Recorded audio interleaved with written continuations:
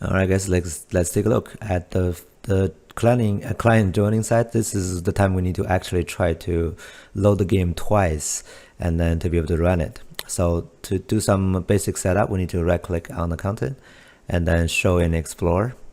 Right now here what we need to do is actually go find the project root directory and create a new text.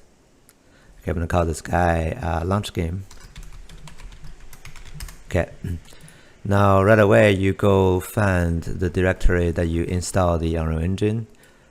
I believe the default place is in the C drive, program files, Epic Games, and then the engine version, binaries, and then Windows 64.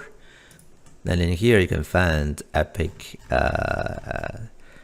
Unreal Engine editor. Yeah, that's the one. Right click on it and then copy as path. If you're using an older version of Windows, I believe it's somewhere here.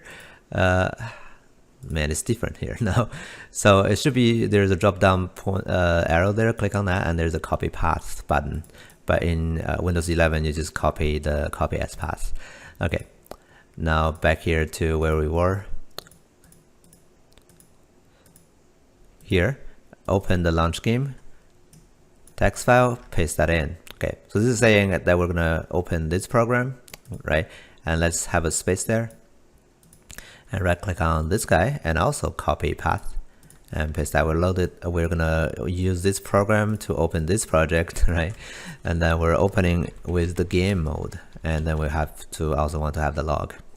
Okay, that should be it. So I'm gonna save it and then change that to .bat. And yes, if you don't have that something extension is missing, I believe you need to go to the options and then check that off, check the head extension for known file types off.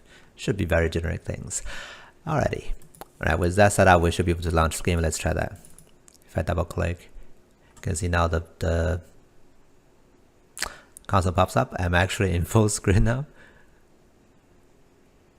Let's give it some time to call back, and then you can do holding down Alt and hit the Enter button to actually pop out from the full window. That way we can just see it. Alright, it looks like all good. Cool. So with that out of the way, we can go back here and start doing our coding here. So let's just hard code it for now. We're gonna make the fan session automatically join the session in our game instance. In the future, we'll actually pop up a list of all the sessions available. But for now, let's just test the joining part. Okay, so the session is complete here. We just need to join it, right? So let's just join the first one in there. Hopefully that would work. Okay. So if that's the case, then we just go ahead and get the first one. I guess we can do that with another check. If the session search dot search results dot num. Not source search result. Search results dot num is not equal to 0. That means we do have something in there, or bigger than 0, I guess. Then we go ahead and get the first one. Fonline session search results. We can do the const and then reference search result of equals to the session search session search result. I have to actually do the arrow. Search result dot we're just gonna get the first one there, yeah, and then we just ask the session pointer join session now. Okay, and this just requires us to pass in the player number, the session name. We don't have any for now. We will be able to retrieve that session name in a bit. Okay, and then the desired session will be the session search result, which is going to be the one here, search result. Okay, alrighty, that will be our setting here, and that should actually work. Once the session is found, it's gonna just join the session. But be aware that when you're joining the session, right, you're basically only in the session. You're not where the server is yet. You're not traveling to the map of the server yet, basically. So we need to actually do more for it to be logged in and join the session, and also be in the same map as the server there. So that's going to be another delegate we need to subscribe first, which is on join session completed delegates, and add the U object, and this ampersand U EOS game instance column join session. Join session completed. Okay, and this one takes two parameters, session name and the result, which is of this type. Interesting. I'm gonna copy these two. Okay, alrighty. Join session completed. Let's go ahead and make that function. Void join session completed, and then pass in the parameters. And this first one is session name, and the second one is the name of the type, right? The type. So I'm gonna call this guy result. So this will give us the result of the session joining. There's a bunch of different possible results, like successful, session is full, kind of thing. Alrighty, so let me go back here and implement the function. Make sure that I'm okay here too. Hopefully we are. Okay.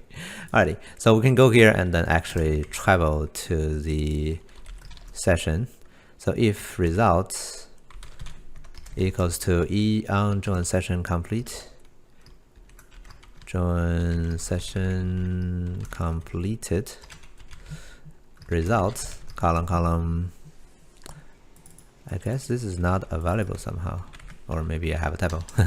So the success, and then we just join. So ask the session pointer, not session pointer anymore. Actually, we need to actually get the f-string. I'm gonna say travel URL. That's where we're gonna travel to, and we can ask the session pointer get resolved connecting string. Okay, and then we need to pass in the search results, session name, connection info. That's the one. Session name is still nothing, and then the connection info will be our travel URL.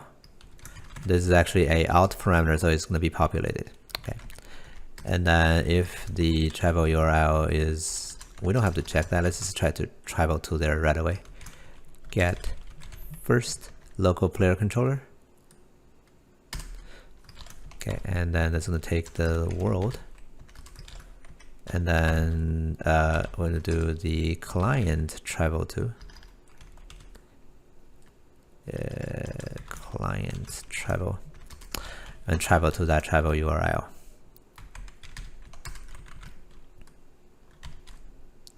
travel type. Travel type.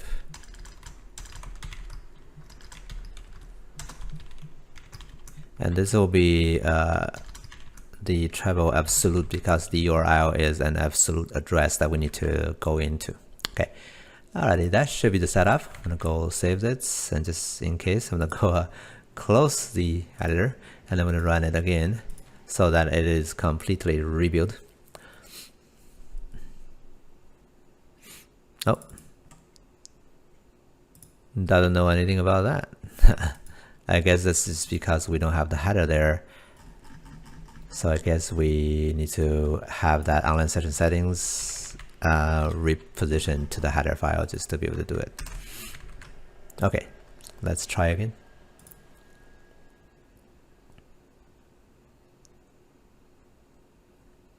Still not.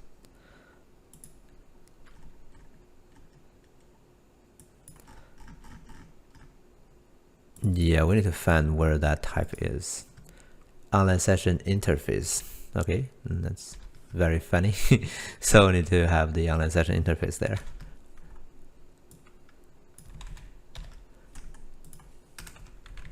Probably don't need the online session settings, but let's try, right? This one should work now.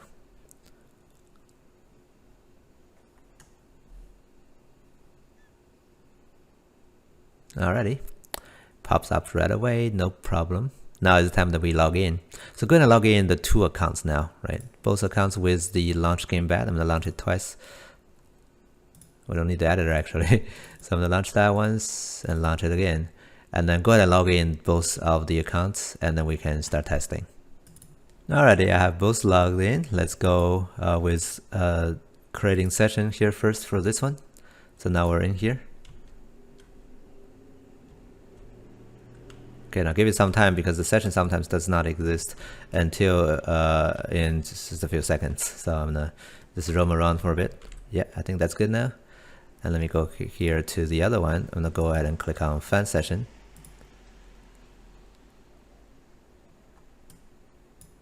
Right, you can see now we're seeing this. Join lobby not successful.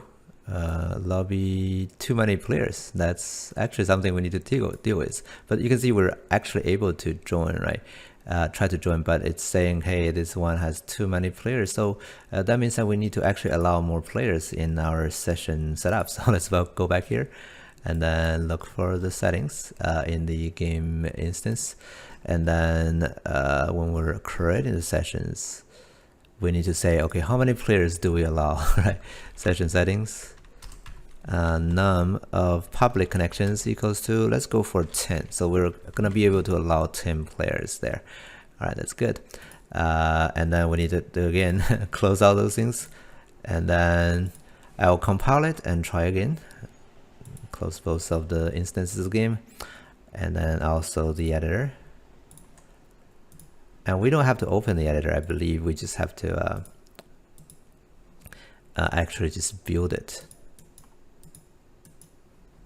Back here, and then back here to the Visual Studio, we can go ahead and do build solution. That will build it with that additional argument for the session settings. That should make it work. Okay, let me launch both games again, right? And then log in, we can test it one more time. Alright, again, I have both logged in. Let's take a look. I'm gonna go create session here for this one. And the other one, we're gonna wait for a little bit. Let me just run around. Oftentimes you just jump there and then go back, jump here, and then you'll be good. And let's go to the other one and then fan session. Let's look at the log. Right, you can see both are popping something. And now we're here. Right, you can go meet the other one. You can see now, yes, we have both players now in the game. And this is actually connected over the Epic Online service, which means that we are actually connected through the internet instead of the local area network. All right, so that means that we are able to establish the connection. All that left for us to do is just to do some additional coding, right, to pop out a list of the lobbies you can find and make the player determine where you can determine which one they want to join, right, and a bunch of other things. But the online system is set up properly, right? So all that left for us to do is some additional work. So next video, I'm going to show you how we can make a lobby list, the search lobby list with all the lobbies we can find, and the player can pick one and join. All right, see you guys next time.